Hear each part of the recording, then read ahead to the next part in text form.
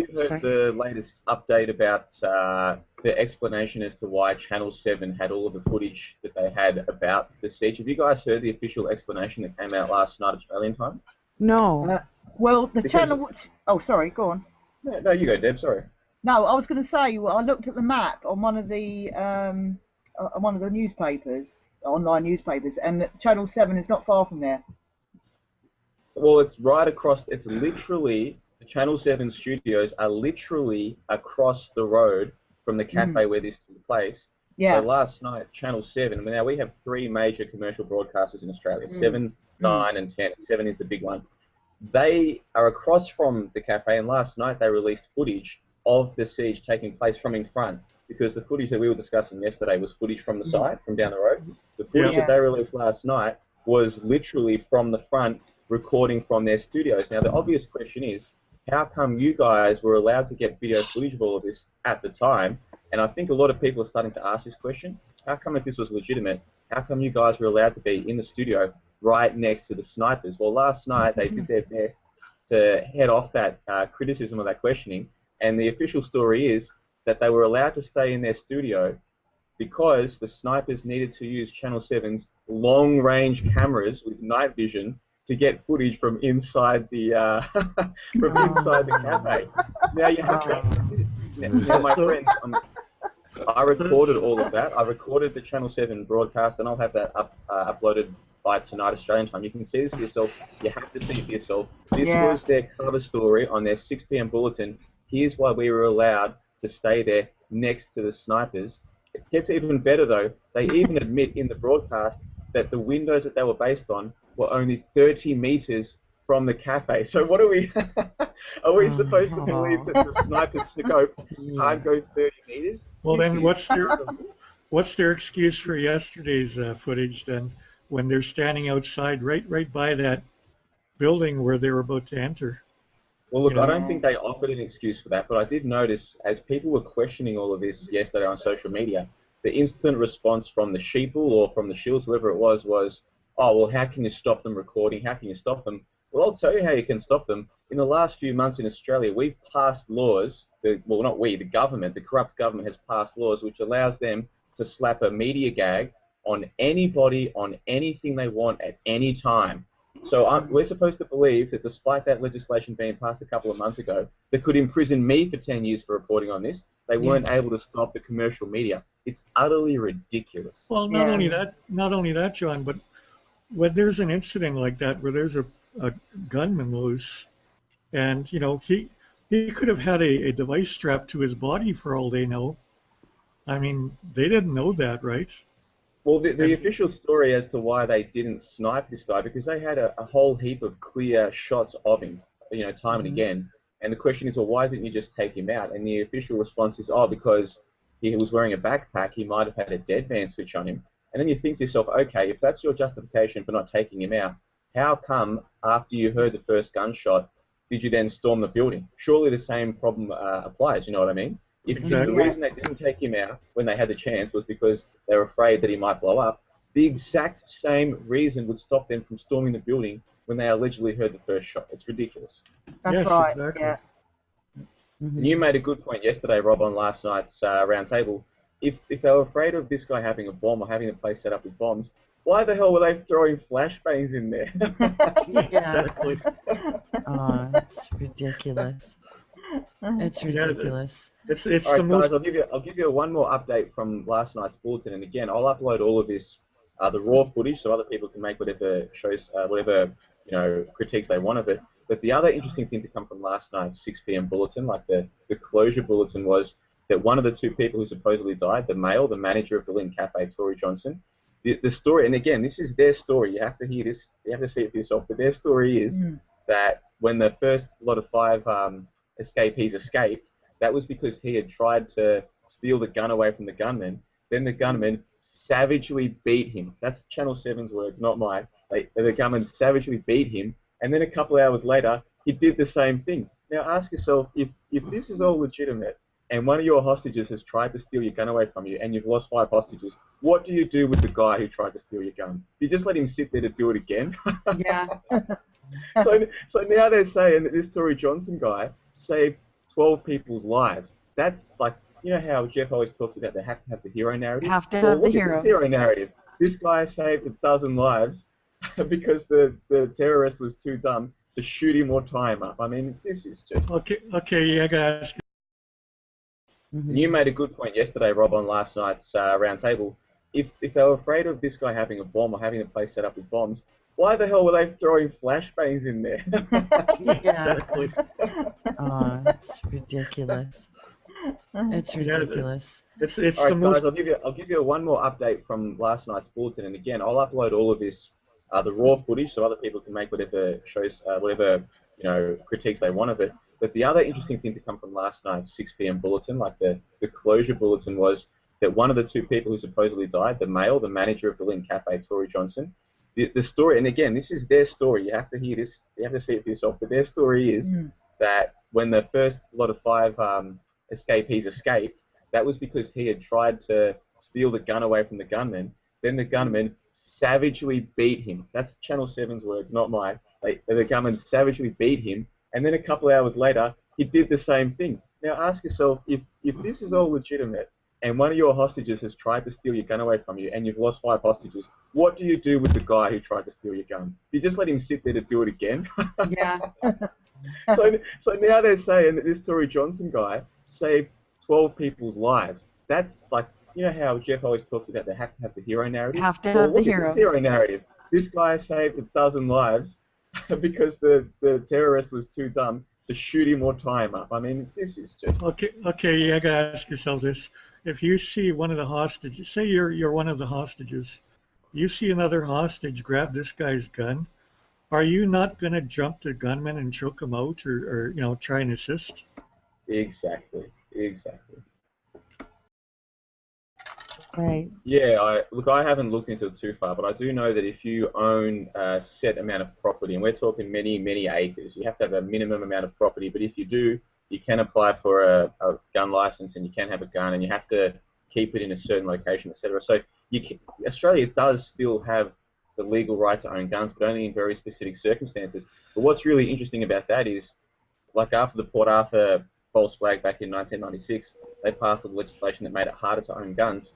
There are more guns in Australia today by the official statistics than there were at the time of 1996. So even though they've managed to make it harder to own guns, there's still more guns in the country, even by the official statistics. Under The legislation that will follow from this will come in the following days. I've got very little question about that. Just going back to the gun thing, I saw yesterday on one of our mainstream tabloids, already they were running articles saying, crazy American talking heads think that this is a reason to liberalize gun laws. And then you read the article, it's completely slanted. And the article was slanted to make the Australian reader think, oh, what do Americans know about here? We're safer here because we don't have guns. And they always cite America's large, gun death total. They never point out that half of those deaths are suicide. And they also don't point out that a lot of those deaths from guns in America can be explained by socioeconomic factors. I mean, parts of America are closer to third world. Most of Australia is Western and wealthy and democratic by world standards.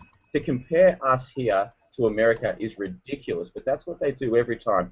Anytime that the point gets made, if people had guns, they could have just killed this guy themselves. People say, oh, but you don't want to be like America, which is just a ridiculous comparison. No disrespect to our American listeners.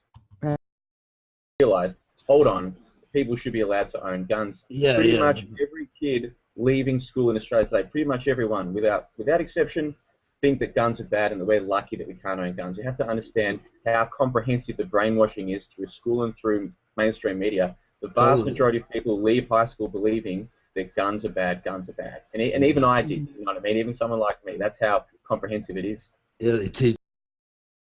Why is the camera all on this guy when he's walking around talking on his cell phone, right? And this could have been filmed just days before the event as a build-up, something to use.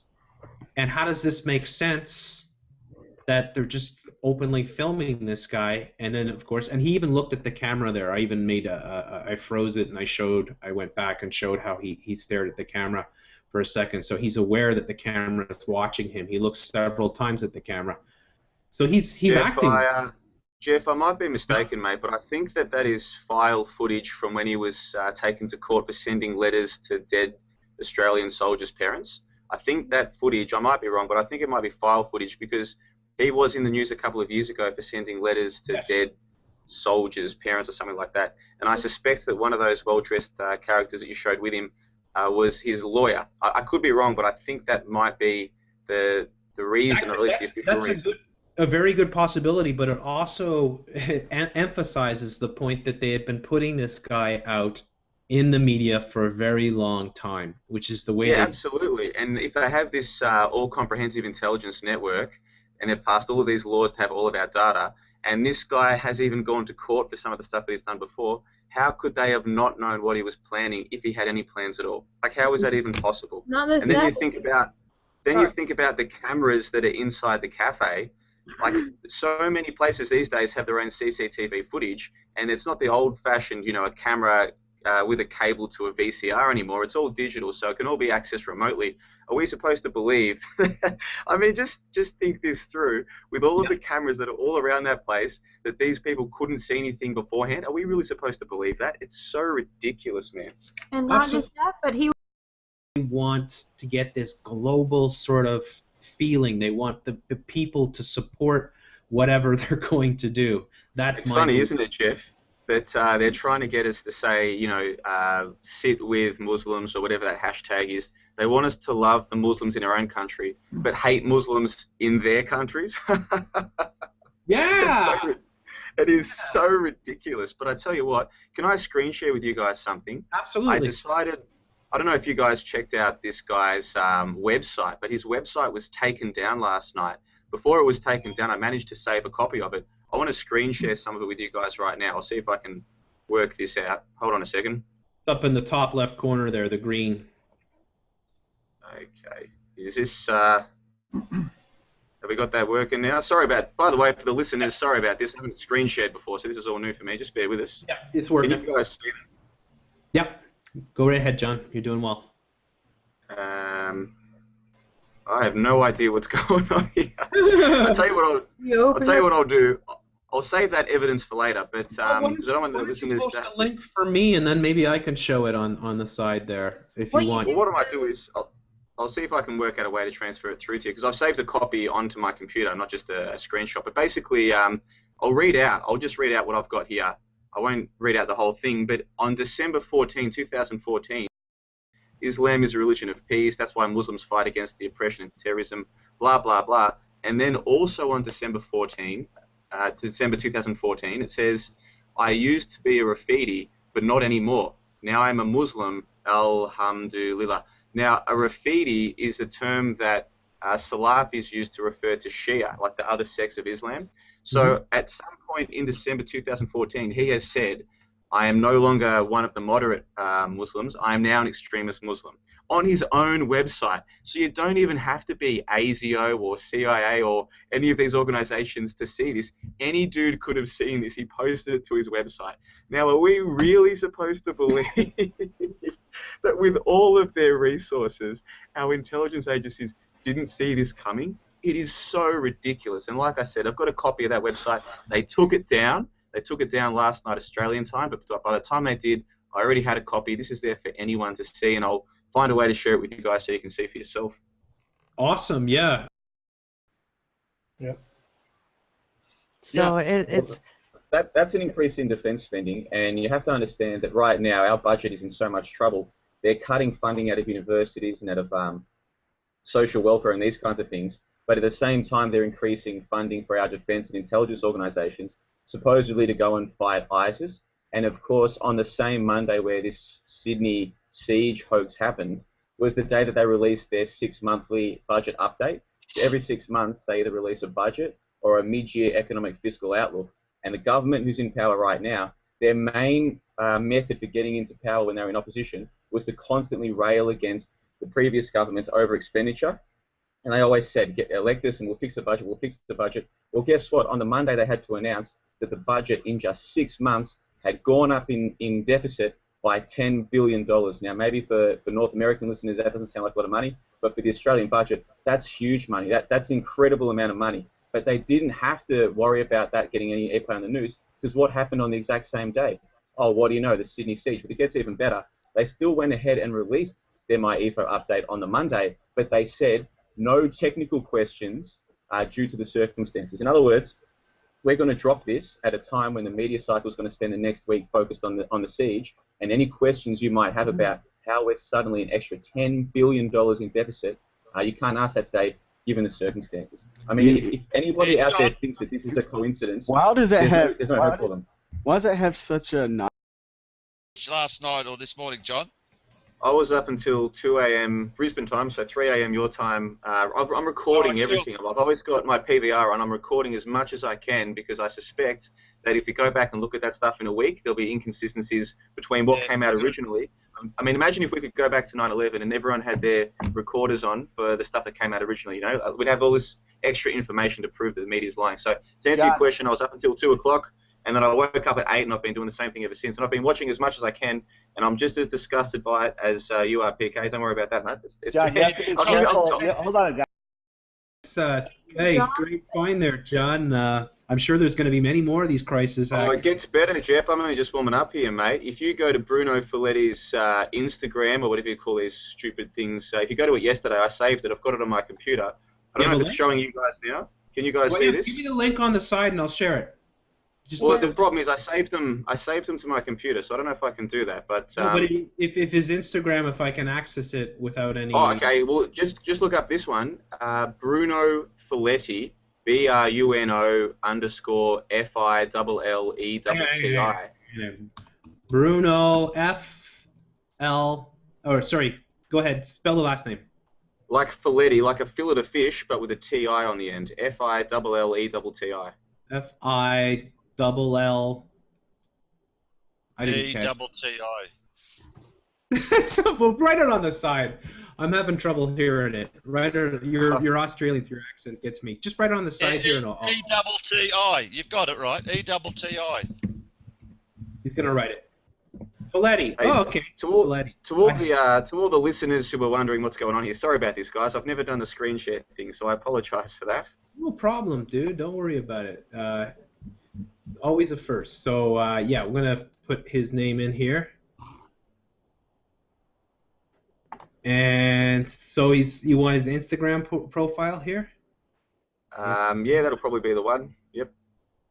We'll see if it's changed from yesterday because I've got the Pray one from yesterday. Sydney? Is that the hashtag? Pray for Sydney. There you go. That was up yet last night. All right. So just after Bruno Folletti had done all of the media rounds and had set the scene for, oh, you know, I was meant to be there, but then I was lucky, blah blah blah. You go to his site and straight away, what do you get? Bruno Folletti, Pray for Sydney or whatever. And if you go through the rest of his photos, he looks like a pretty.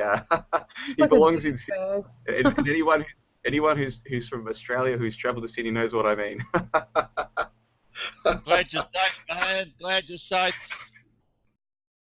Well, you remember, PK, that back on September 23, so a couple of months ago, there was that Newman Hayter incident where supposedly another lone wolf had tried to stab or behead some police down there in Melbourne, down in your city, back on September 23. So the closest that we've come to terrorism here is allegedly a guy called Newman Hayter trying to behead a police officer at a police station. Like, that makes any sense. No evidence was ever released to verify any of those claims, but the media ran with it, and all of the numpties just believed it. And here we are 2 months later. I told the guys about that story. But there was no beheading. This guy was asked to come to the police station, and they said, no, we'll meet you out in the car park, which is unheard of. And he gets there, and there's 2 police. Like, they had 800 the week before raiding a few places, but there's only 2 police there waiting for this guy who's supposedly a terrorist and very angry because they ransacked his home an hour earlier. And he apparently attacks one of them, and then he jumps on the other one and he puts him on the ground and starts stabbing him 6 times. Then the other guy plugs him with a bullet. I mean, what sort of shit is that? And you're saying he was going to be... Yeah, and one of those 2 officers was supposed to be Australian Federal Police. So we're supposed to believe that 2 police officers had called in a guy because he was a suspect. The guy went into the police station, but the 2 officers were dumb enough to get close enough to both get stabbed by this guy before they shot him dead. We're also supposed to believe that there's no CCTV footage whatsoever. And we're also supposed to believe that those police officers are never coming forward, because once the laws got passed following that incident, that was the last we heard of Newman Hayter. They put, when it went to trial, or whatever you call that thing, pre-trial, a month or so ago, they put a suppression order on the names of the families of everyone involved, and that's the last we heard of all of it. Now, that was 2 months ago, and I thought that was going to be the last that we see of these psyops here in Australia. And what I would wonder here is, why are they doing this again now? Well, can I just, if the listeners can bear with me for 1 minute, I'll tell you what else has happened in Australia in the past day or two that should have been front page news, but isn't. You've already alluded to the fact that our budget's blown out by $10 billion, $40 billion over the forward estimates, while we're spending $1 billion on extra intelligence and going to war. This government who was elected, their main platform policy was supposed to be fixing the budget. They campaigned for 2 years every day. The budget's a mess, the budget's a mess. And on the one day when they have to announce to Australia that they're $10 billion even worse off than they told us 6 months ago, what do you know? We have this incident. They go ahead with their MyEFO update, but then they say no questions about this budget update because of what's happened. That's what Joe Hockey, the Treasurer, actually said. But that's only the tip of the iceberg. On Sunday, our government agreed to give Rupert Murdoch's Foxtel $10 billion for the cables that he's got the monopoly on the pay TV here. They did an $11 billion deal that helps Rupert Murdoch when they campaigned on scrapping that entire deal in the first place. And to make things better, there's a guy called Craig Thompson, and under the previous government, this guy was attacked for being a crook, and he was a crook. All these union guys are crooks. But here's the thing. He was charged with 170 charges and found guilty on a whole lot of them. Yesterday, it was announced that, in fact, he had been acquitted of most of them, and all they could sting him for, out of 170 charges, was like 13, and it amounted to $5,000. And yet we got months and months and months of front-page news saying, this guy's a crook, this guy's a crook, we need to bring down the government. I haven't really given you guys the narrative very well here. I'll try and put together a video that makes it all more clear. But the point I'm trying to make here is, this goes so much deeper than just a psyop to scare Australia, which is part of it. But it goes deeper than that. They're covering shit up, and it's working. Absolutely. There. But what I want to get into later on in the show, I'll let you guys focus on the Keystone Police, as you call them, Jeff, and all of the anomalies of the footage that they've given us, because I think you guys have probably been following that more closely than me. But what I'm interested in is all of the other news that came out on the Sunday and the Monday that this event happened, to do with the budget that they've just hidden, the budget downgrade of $10 billion.